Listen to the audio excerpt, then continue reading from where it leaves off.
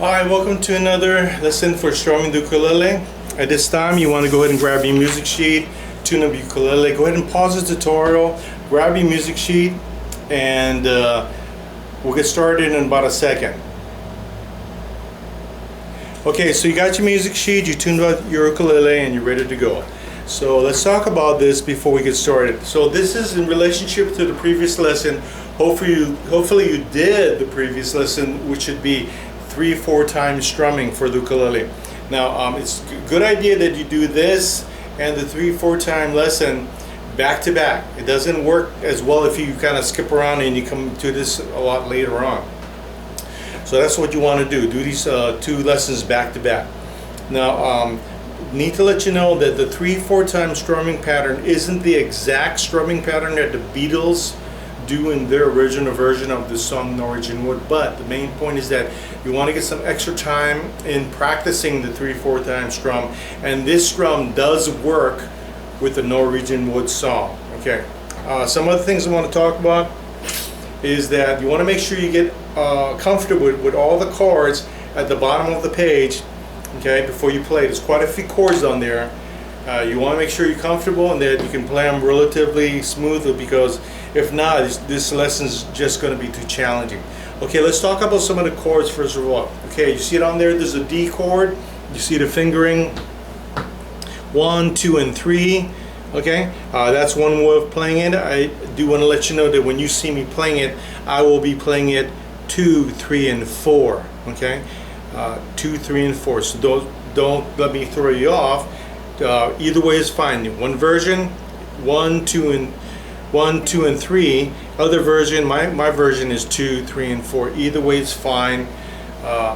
Next, you see a D minor chord, pretty explanatory. Just follow the fingering on that. There's an A and an A7. Those are pretty easy too. Follow the fingering on that. Now there's an E minor chord. Okay. You're more than welcome to play the full E minor chord. Sounds very good. Now if you find that a little challenging, you want to play easier version. The easier version of the E minor chord is basically just following the 3 formations on the bottom string, just using different fingering. So let me show you what that is. For an easier E minor chord, this is an E minor chord too, but it's just a little bit easier.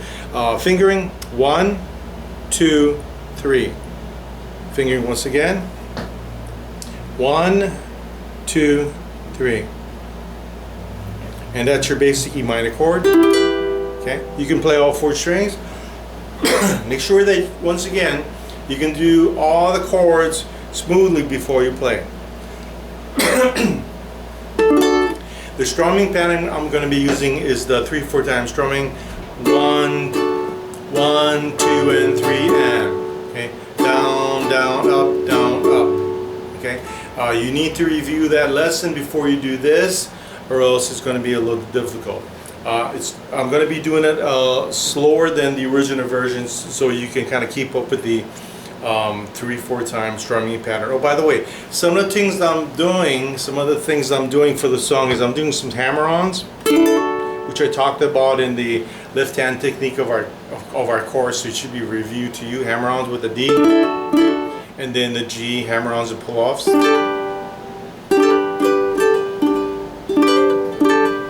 Okay. So the little things that I'm doing is basically just hammer-ons. Okay, here we go. I'll give a 3 count, then we'll start. 1, 2, 3, 1, 2, 3, 1, 2, 3.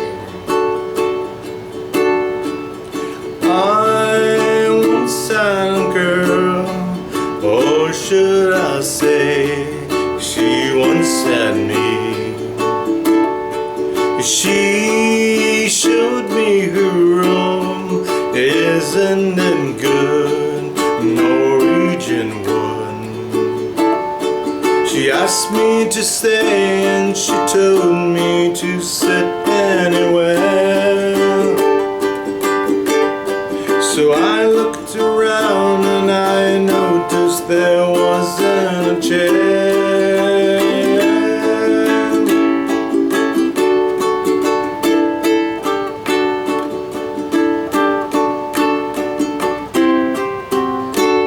Okay, so try that again. Not necessarily the picking part, but do the singing part and try the strumming. If you were to do the strumming with that picking part, it does fit there. So well, try it as many times as you want.